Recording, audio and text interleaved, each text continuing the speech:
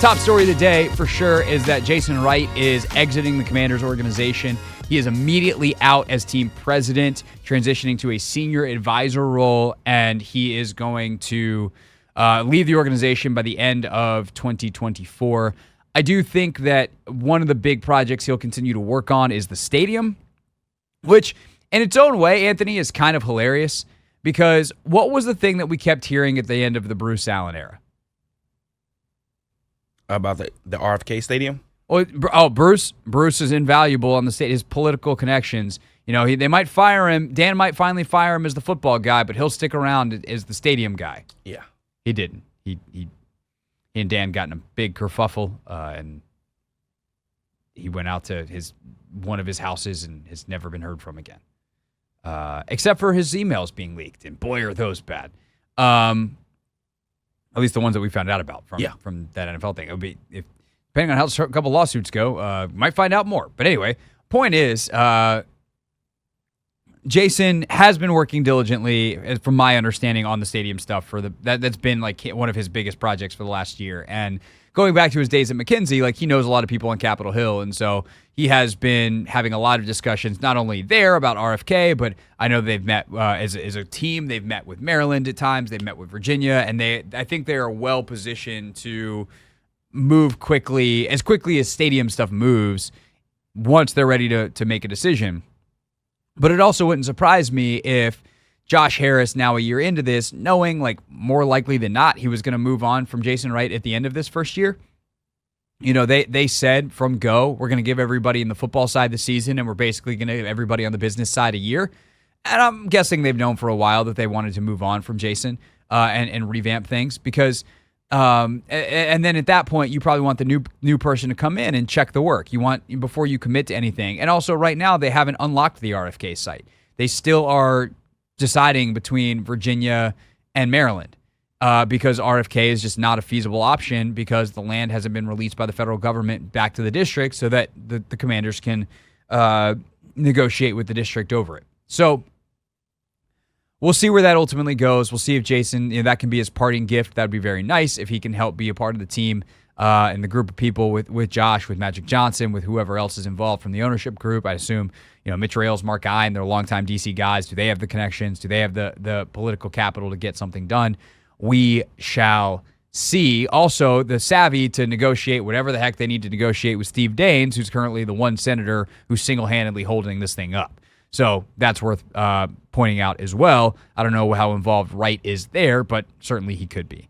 I think a couple of things real quick to kind of recap some things that we've said, but also put a different spin on them before we look forward. And, I said earlier in the show when we were talking with Russell, like Jason deserves credit for professionalizing the organization on the business side in terms of they hired a bunch of new people, they created some positions that needed to exist, they did a lot of stuff. What I don't know is if they actually filled those people and set up those systems optimally. And that would be the thing that I'm really curious to hear about a year from now, right? So in the next couple of months, they will hire someone. That someone, I presume, will have experience running a sports organization. And whether it's someone who has maybe even Josh hires someone who works at the Sixers or the Devils and goes that route. If I were him, I'd be looking elsewhere in the NFL, potentially even in the league office. There's a variety of different people that have been talked about at a variety of different points to join the Commanders organization.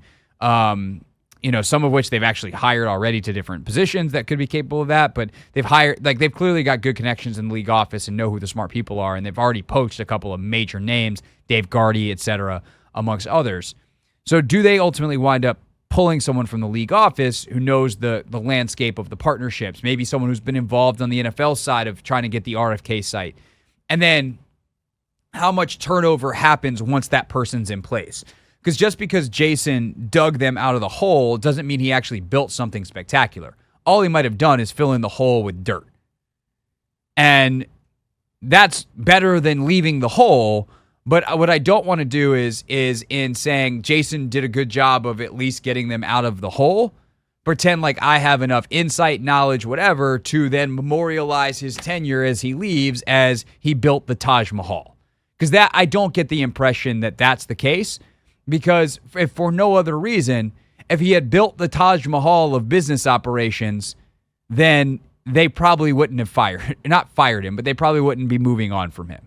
They wouldn't say, thank you for your time. We appreciate your service. We're going to go in a different direction. You let the man who builds the Taj Mahal keep building. And I think, Anthony, what we'll see over the next year is a lot more turnover on the business side of the organization, and then hopefully stability. Because I will say under Jason, while there was a lot of necessary turnover at the beginning, there has been a lot of unnecessary turnover as it's continued. They've had a really hard time hanging on to people, and that is not a sign of a optimally functioning organization.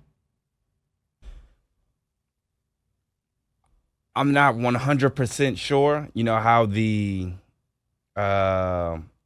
presidential role in like these franchises are supposed to work. But I feel like when Jason Wright was brought in, I don't think he had the most traditional, objection of like being a president. Like he had to be the face of a franchise that was spiraling to an extent just because of, who our previous owner was. And I feel like, with the new president, what is, I guess, his main objective is going to be? Like, are we bringing? Great question.